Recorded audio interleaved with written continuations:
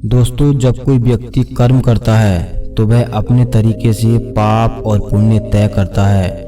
वह कभी भी अपने कर्म करने की नियत या मंशा पर विचार नहीं करता, जबकि कर्मों के हिसाब से किताब में यह सबसे अधिक मायने रखता है। मंशा कर्म के मूल्यांकन में किस प्रकार भागीदारी निभाती है, सब कुछ इस प्रकार काम करता है। चलिए स्पष्ट रूप से समझते हैं गौतम बुद्ध की इस कहानी से।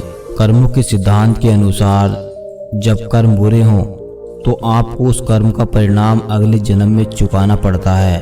पाप और पुण्य की अवधारणा भी इसलिए बनाई गई है ताकि लोग अपने कर्मों की प्रकृति और उद्देश्य पर विचार करें। लेकिन कई बार लोग समझ न होने के कारण बुरे कर्म को भी अपने नज़रिए से सही ठहराने की कोशिश करते हैं। इस कोशिश में वह यह भूल जाते हैं जब भी कोई व्यक्ति बुरा कर्म करता है तो उस कर्म को आंकने का सबसे बड़ा पैमाना उसकी नियत होती है।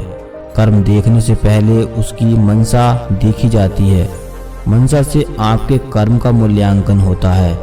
जैसे कि एक वैद्य पर रोगी की मृत्यु का पाप नहीं लगता अगर रोगी की जान उसे बचाने की कोशिश में चली गई हो, लेकिन अगर किसी ने मनोरंजन के लिए एक कुत्ते को पत्थर भी मार दिया तो वह शायद बुरे कर्मों में गिना जाएगा।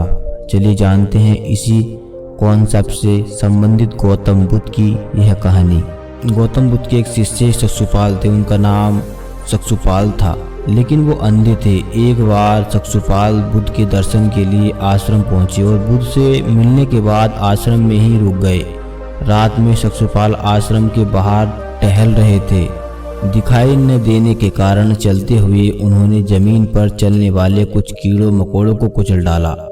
अगली सुबह जब आश्रम के दूसरे शिष्यों ने उन कीड़ों को मरा देखा तो अहिंसा धर्म को सर्वोपरि मानने वाले उन भक्तों ने चक्षुपाल को जीव हत्या के पाप का भागीदार बताया।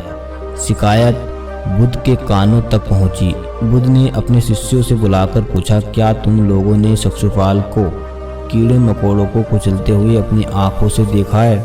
जवाब में सभी शिष्यों ने मना कर दिया, क्योंकि किसी ने भी अपनी आंखों से यह घटना नहीं देखी थी।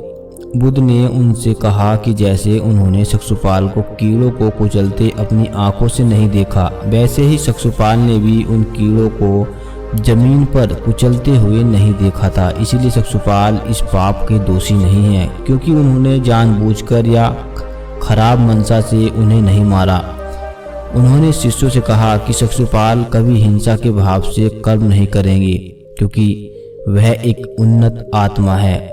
उन्हें आत्मज्ञान प्राप्त हो चुका है।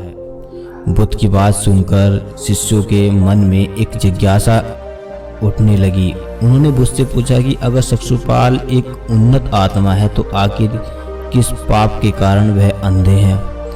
शिष्यों के सवाल के जवाब में बुद्ध ने उन्हें चक्षुपाल के पूर्व जन्म की कहानी बताई। बुद्ध ने बताया कि चक्षुपाल अपने पूर्व जन्म में एक चिकित्सक थे। एक दिन एक औरत उसके पास अपनी आंखों का इलाज करवाने आई। उस बूढ़ी औरत ने कहा कि अगर वह उसकी आंखें ठीक कर देंगे तो वह अपने बच्चों के साथ जीवन भर उसकी दासी बनी रहेगी। चिकित्सक के इलाज से धीरे धीरे उस औरत की आंखें पूरी तरह ठीक हो गई, मगर गुलाम बनने के डर से उसने झूठ कह दिया कि उसकी आंखें ठीक ही नहीं हो रही हैं।